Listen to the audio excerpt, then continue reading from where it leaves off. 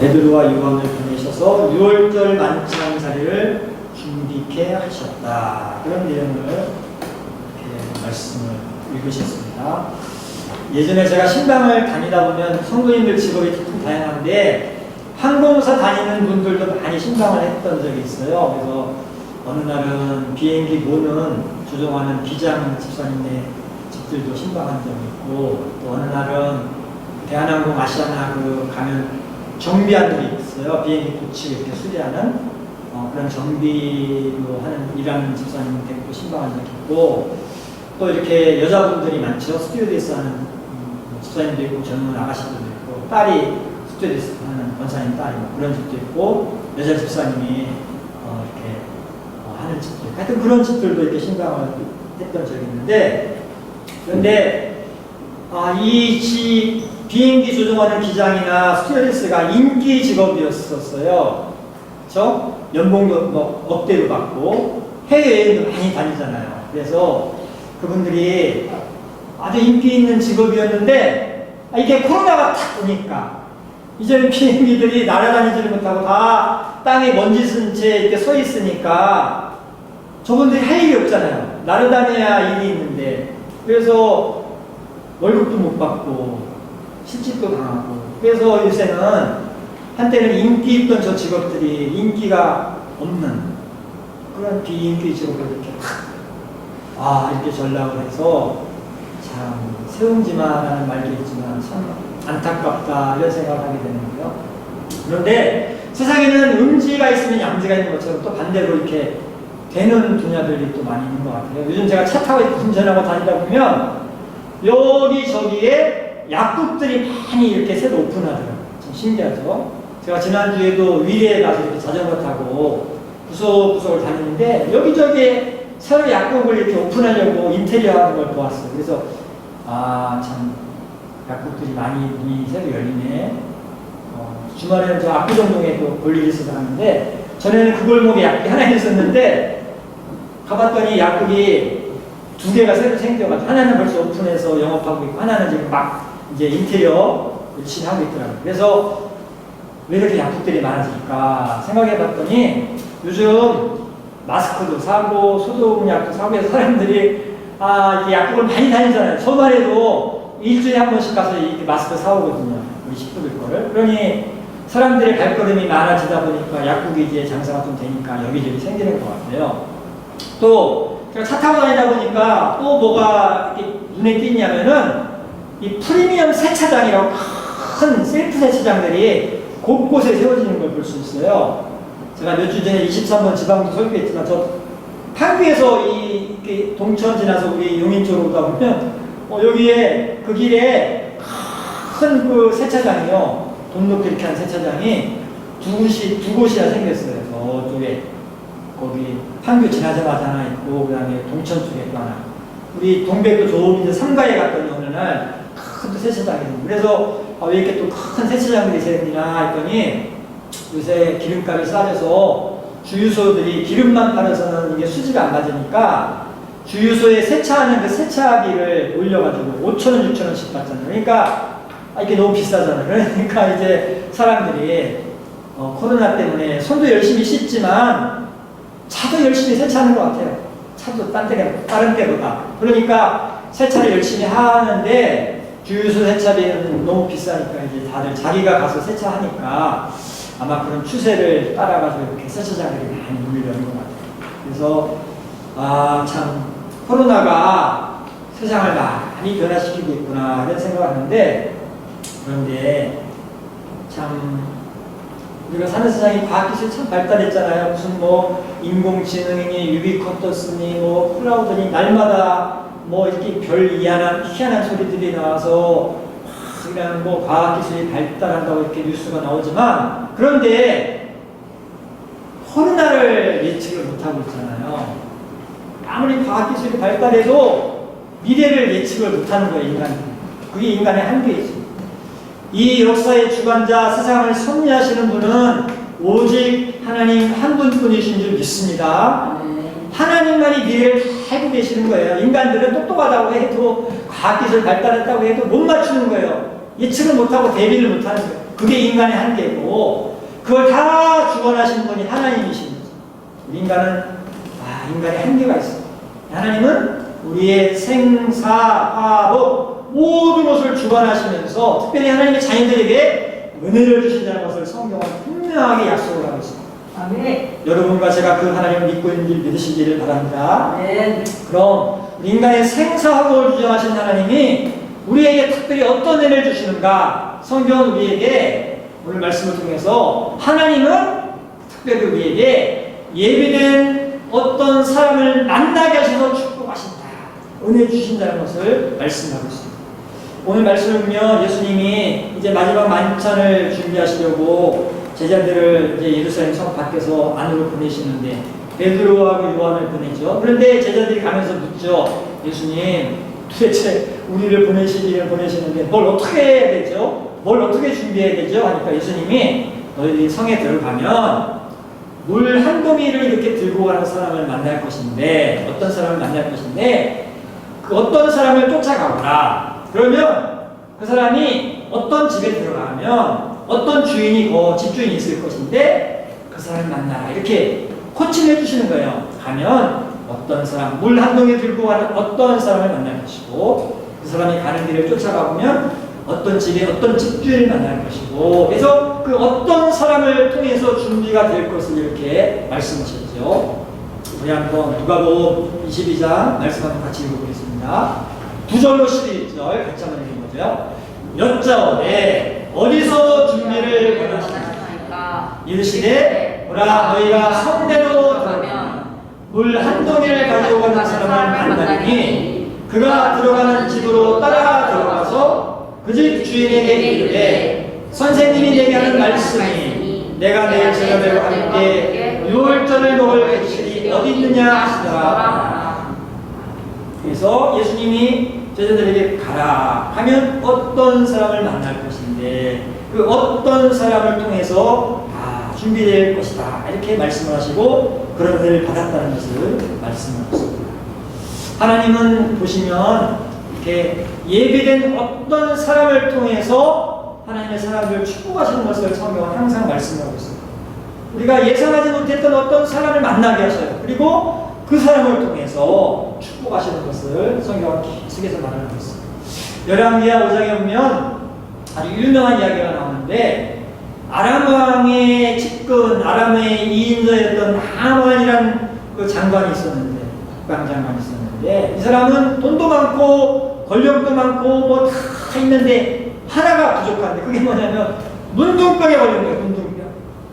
그 당시나 지금이나 문둥병은 불치의 병이니까 이 사람이 다른 건 다 있는데 문둥병에 걸려서 꼼짝 못하고 이제 고통스럽게 살고 있었는데, 그런데 바로 이 나아만이니까 하나님 은혜를 입게 됐는데, 어떤 길을 통해서 은혜를 받는가 하면 그 아람 왕국에 이스라엘을 쳐들어가서 붙잡아온 사람들 중에, 포로 중에 어떤 여자 어린아이가 하나 있는데, 어떤 이름도 남겨지잖아요. 어떤 여자아이가 하나 있었는데 그 여자아이가 마침 나만 집에 시적으로 이렇게 팔려와서 나만 부인의 시종대로 살라고 있었는데, 그 여자아이가 어떤 아이가 어느 날 그 부인에게 이렇게 말했다는 거죠.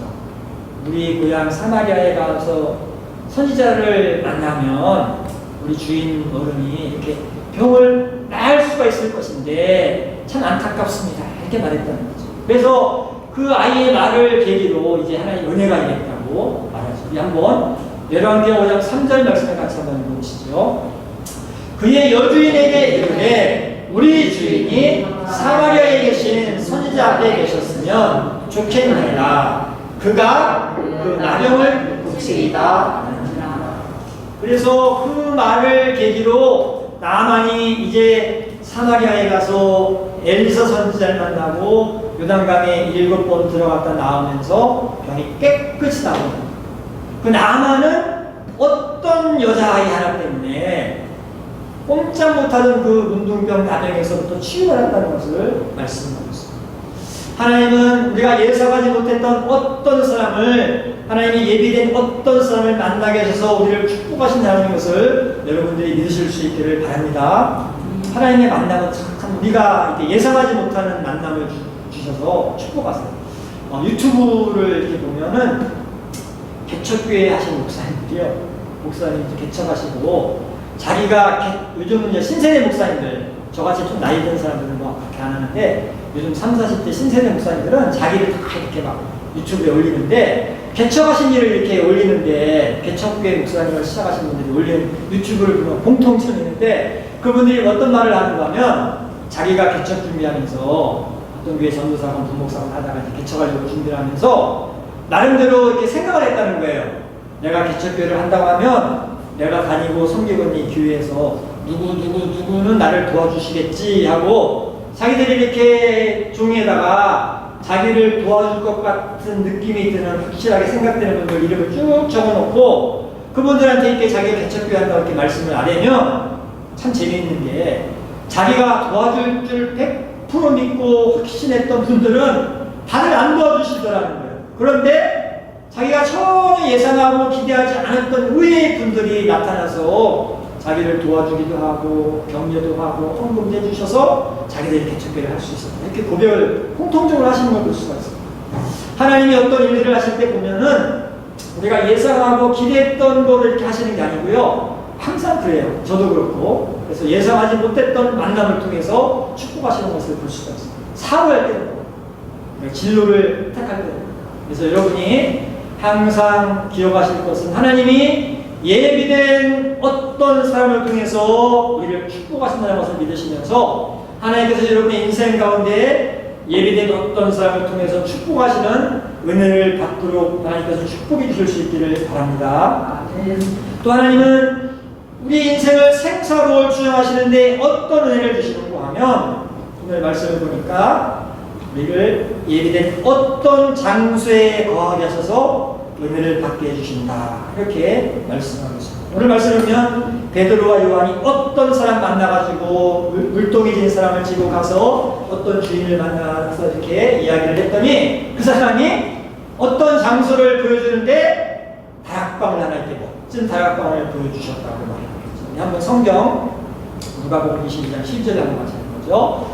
그리하면 그가 자리를 마련한 큰 다락방을 보이리니 거기서 준비하시니 그래서 큰 다락방을 장소를 탁 보여주셨다는 거예요. 준비된 다락방을 보여주셨다.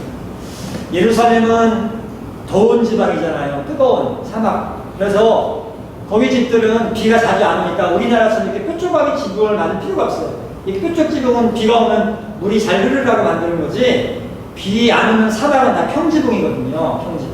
그래서 이스라엘도 평지붕 슬라브인데 그런데 사람들이 그냥 1층만 집을 둔 집도 있지만 어떤 사람들은 그 위에다가 이렇게 한 층을 더 올려가지고요 다락방을 만드는 집들이 있어요.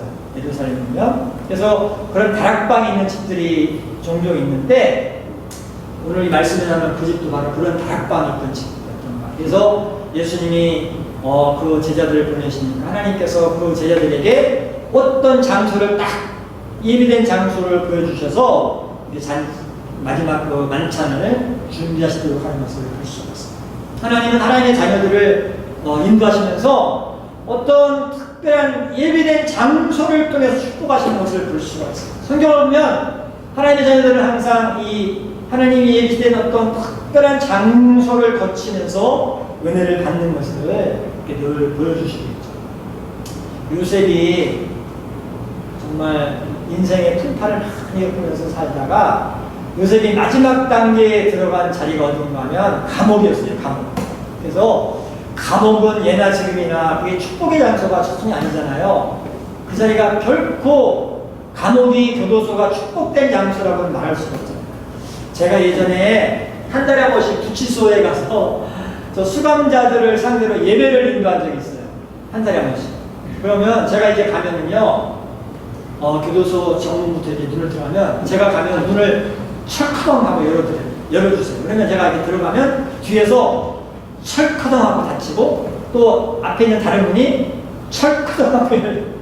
그럼 또 제가 들어가면 뒤로 철커덩 닫히고 그러면 제가 철커덩 할 때마다 가슴이 심장이 벌렁벌렁하고 오슬오슬하고 나는 그냥 가서 1시간 예배 인도하고 다시 나올 사람이잖아요. 거기 갇혀있을 게 아니고 1시간처럼 다시 나올 수 있는 사람인데도 불구하고 가슴이 콩닥 나는 거기에 갇혀있을 사람이 아니고 1시간 있으면 나올 수 있는 자유가 있는 사람인데도 불구하고 착하다 할 때마다 이게 심장이 벌렁벌렁 하는 거예요. 하물며 이게 거기에 갇혀서 1년인지 1년인지 2년인지 3년인지 기약 없이 갇혀있는 사람이라는 게 얼마나 이게 절망적이겠어요. 요셉이가 그러한 처지에 있었는데 그런데 그 요셉이 그 감옥에 있는 동안에 하나님의 은혜를 이렇게 펼치시잖아요. 술 맡은 관원장, 빵 맡은 관원장이 들어왔다가 꿈을 꿨는데 요셉이가 해몽했잖아요. 그래서 술 맡은 관원장은 이렇게 석방이 됐고 빵 맡은 관원장은 목 매달려 죽고, 그래서 그 일이 있고 나서 요셉이 꿈 해몽을 용하게 한다는 소문이 이렇게 퍼져서 나중에 바로가 꿈을 꿨을 때 이제 그 일을 통해서 바로에게 이렇게 앞에 나가가지고 바로 꿈을 해몽해 가시고, 그래서 순식간에 요셉이 감옥에 있던 죄수 요셉이 하루아침에 총리가 되잖아요. 하나님이 예비된 자리, 그 자리가 감옥이라는 인간적인 눈으로 볼 때는 도무지 축복의 근거지 하나도 없는 그런 자리였음에도 불구하고 하나님이 그 자리를 통해서 축복하시는 것을 볼 수가 있어요. 창세기 41장 41절 한 말씀 읽어보죠. 바로가 또 요셉에게 이르되 내가 너를 내가 온 땅의 총리가 되게 하노라. 그래서 바로 그 감옥이 요셉에게 총리가 되는 발판이 되도록 하나님께서 역사하신 것을 성경에 말씀합니다. 여러분, 하나님은 우리 인생에 우리가 예상하지 못했던 예비된 자리를 통해서 축복하신 하나님의 것을 기억하실 수 있기를 바랍니다. 우리가 A라는 학교에 가고 싶었어요. 열심히 공부를 했는데 나중에 보니까 A가 아니라 B라는 학교를 간 거예요. 그럼 인간적으로 볼 때는 나는 A라는 학교를 가고 싶었는데 내가 B라는 자리에 가면 인간적으로는 낙심이 되고 절망스러울 수가 있지만 영적으로 하나님의 시각으로 보면 하나님이 나를 사랑하시는 하나님이 나를 B를 보내셔서 은혜를 주시고자 그 은혜를 베푸시는 자리가 B라는 것을 우리가 기억할 수 있기를 바랍니다. 내가 사업할 때는 마찬가지잖아요. 이렇게 사업을 하면서 이 자리, 저 자리 이렇게 자리를 정하는데 중요한 것은 우리 인간적인 눈으로 보는 환경이 중요한 게 아니고 하나님의 은혜가 임하는 자리가 중요한 것이고 하나님은 하나님의 자녀들에게 예비된 자리를 통해서 축복하신다는 것을 성경은 말씀을 하고 있습니다. 하나님 여러분들에게 하나님께서 은혜 주셔서 여러분들이 살아가시면서 예비된 자리를 통해서 하나님의 은혜와 축복을 받는 그런 성도님들이 다 되실 수 있기를 바랍니다. 또 하나님께서 우리 인생의 생사복을 주장하시는데 하나님께서는 우리에게 어떤 은혜를 주시는가 하면 오늘 말씀을 보면 하나님께서 특별히 예배된 어떤 시간들을 통해서 어떤 시간을 통해서 은혜를 주신다는 것을 말씀하고 있습니다. 오늘 말씀을 보면 제자들이 그 6월절 만찬을 준비했다고 하는 6월절이라는 시간에 그런 일들을 경험했다는 것을 말하고 있죠. 한번 같이 누가복음 22장 같이 설명을 한번 읽어보겠습니다. 13절 그들이 나가 하신 말씀대로 만나 6월절을 준비하니라. 6월절을 지나면서 그 일이 있었다는 거죠. 6월절이라는 시간, 특별한 시간이잖아요. 6월절이 뭔고 하면 출애굽을 할 때 이스라엘 백성들이 애굽 땅에서 10가지 재앙을 받을 때 마지막 재앙이 각 집집마다 있던 장자들을 다 죽이는 재앙이 벌어지는데 하나님이 어린 양을 잡아서 그 피를 문설주에 바르면 그 집 식구들은 보호를 받겠다고 미리 예고를 주셔서 그래서 이스라엘 백성들이 어린 양을 잡아서 그 피를 문설주에 이렇게 다 한간에 발랐잖아요. 그래서 하나님의 죽음의 사자가 온 애굽 땅을 지나다니면서 그 집안에 있던 장자들과 짐승의 첫 새끼를 다 죽일 때에 저 어린 양의 피가 있던 집은 다 이렇게 화를 면하잖아요. 그래서 패스오버 지나가면서 화가 면했다고 해서 6월절이잖아요. 특별한 시기예요. 저 6월절이라는 시간은 특별히 하나님의 은혜가 있는 시간인 것을 성경이 말씀하십니다. 그래서 성경을 보면 하나님께서는 우리 하나님의 사람들에게 특별히 어떤 예비된 시간을 이렇게 통과할 때 그 시간을 통해서 은혜 주시는 것을 볼 수가 있습니다. 어떤 시간이 그 사람에게는 특별한 은혜가 임하는 시간인 것을 볼 수가 있습니다. 인간적으로 볼 때는 그 시간이 도대체가 은혜가 임할 시간이 아닌데 은혜가 임하는 은혜가 나타났어요. 그 중에서 가장 극적인 게 어떤 거냐면 예수님이 마지막에 십자가를 이렇게 지시고요.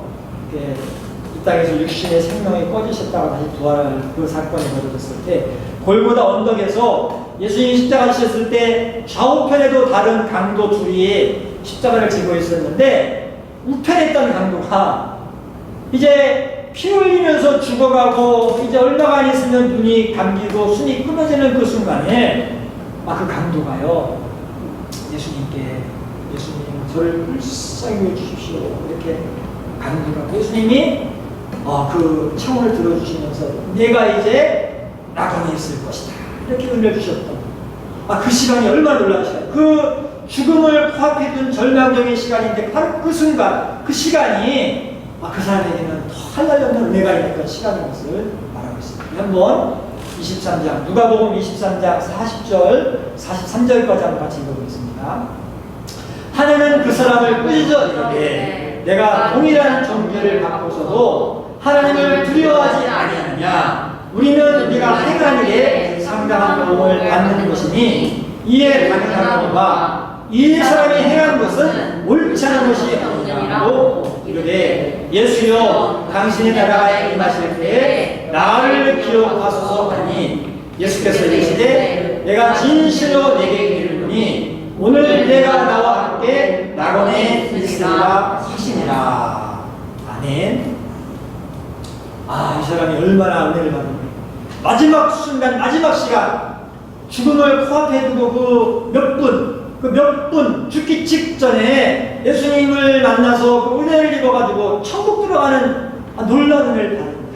그런데 안타까운 것은 이런 강도 같은 은혜가 임하는 시간이 있는 거 아니에요. 어떤 사람들은 예수님께서 늘 말씀하셨잖아요. 바리새인과 서기관과 제사장과 레위인과 율법 박사들에게 니들이 평생 성전 마당을 밟고 다니면서 하나님 믿는다고 자랑하고 거들먹거리지만 너희들 다 지옥에 떨어진 인생들이라고 이렇게 하나님 앞에 비참한 인생이 될 거라고 이렇게 예언하시잖아요. 시간이 참 중요해요. 시간. 어떤 시간은 은혜가 되는 시간이지만 그렇지 못한 경우가 있죠. 예수님께서는 이 예수님 우편에 있는 그 강도에게는 그 어떤 시간, 예배된 어떤 시간이 축복의 시간으로 이렇게 임하도록 역사해 주신 것을 볼 수가 있어요. 자, 보세요, 여러분. 십자가에 달리는 시간이 무슨 복받는 시간이 되겠어요?